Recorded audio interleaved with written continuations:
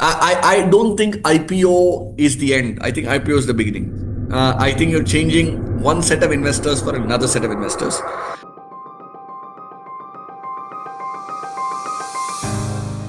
Okay, glad to be talking to you, Anand, today.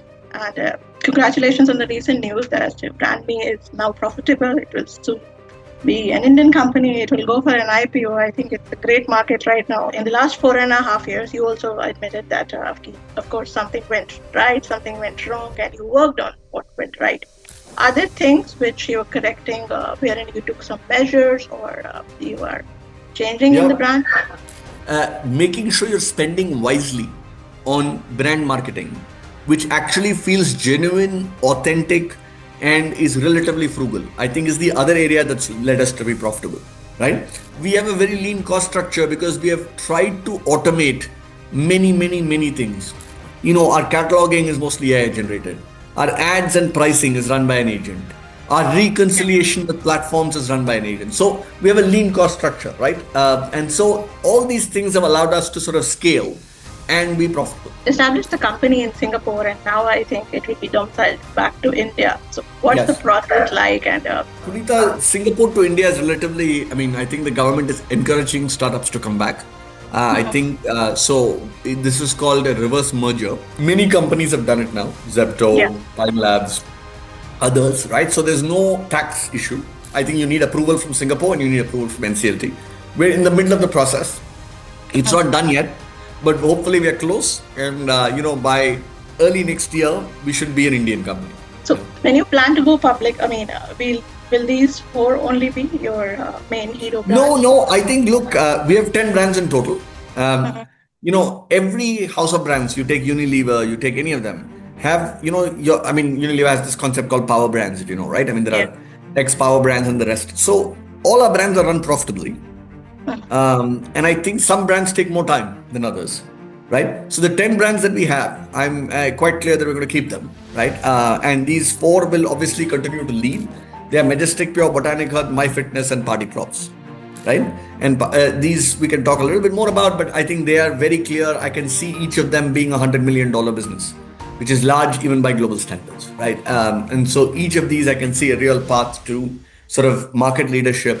So how big is this market, and what is the opportunity of India vis-a-vis globally?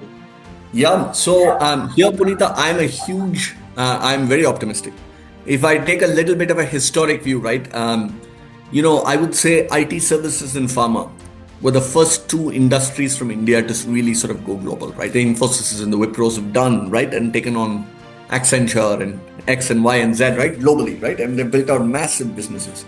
I think there is an opportunity for India now to build some global brands. We have to pick the spaces carefully because I think you have to have spaces where you have some structural advantage, right? So I'll go back to Majestic Pure, right? Majestic Pure, the reason we think we can do it well and go global is we are already a massive producer of essential oils, right? We make castor oil, we make all of these oils, but we don't build a brand. So you have a manufacturing and a sourcing and a design advantage, and then can you take it global, right? Or you take peanut butter. We grow lots of peanuts in Gujarat, right? There is an opportunity to build a peanut butter brand, which actually goes global, or a healthy snacking brand, as this is in the case of MyFitness, that can go global, right? So I think there's an opportunity.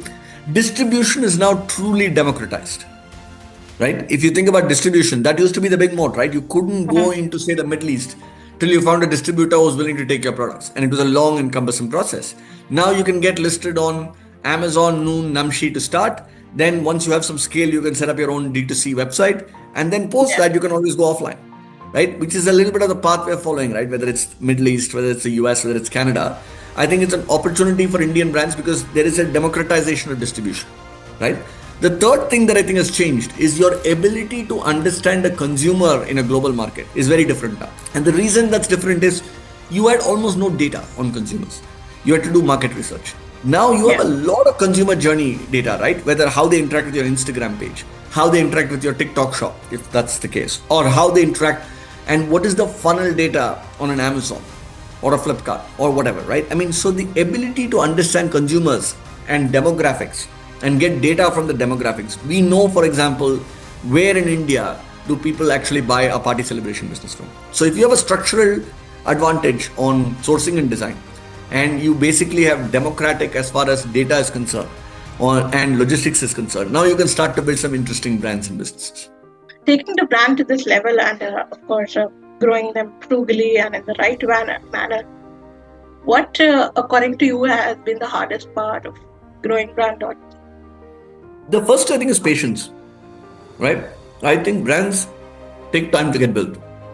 Trust takes time. You can accelerate it, but you can't shorten it infinitely, right? Just because I want to, the brand suddenly doesn't become $100 million. It takes time, right? Or just because you can pour money into it. So one of the lessons learned is build the right way. So what do I mean by that? First, don't buy growth, use unit economics wisely, right? Second, don't compromise on product quality and consumer experience. And the last, maybe a little bit philosophical, but there's no shortcuts. You have to sort of go through the hard work and the effort. And it takes 3, 4, 5 years, right, for a brand to get to 100, 150, 200, 250 crores, right? And then over time, it'll get to 500. And over time, it gets to 1,000, right? So you have to just be at it. So I think scale has some advantages, especially in technology and logistics and to some extent in hiring people. So going forward, what is your plan and what's the biggest challenge right now before the company goes public? So the plan is, can we continue to grow profitably, right? And can we continue to build a very large business where at least, I would say at least these 4, and hopefully maybe 1 or 2 more, but at least these 4 become globally recognized market leader. They may be a niche space, right? It may only be in aromatherapy or it may only be in party celebration.